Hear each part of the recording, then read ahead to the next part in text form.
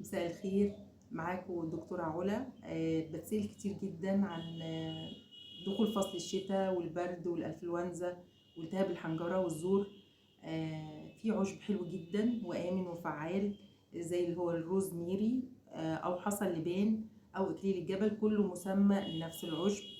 آمن وفعال، فيه مضادات أكسدة طبيعية، في أحماض فينولينية مضادة للالتهاب، آمن وفعال للزور والحنجرة وللسعال.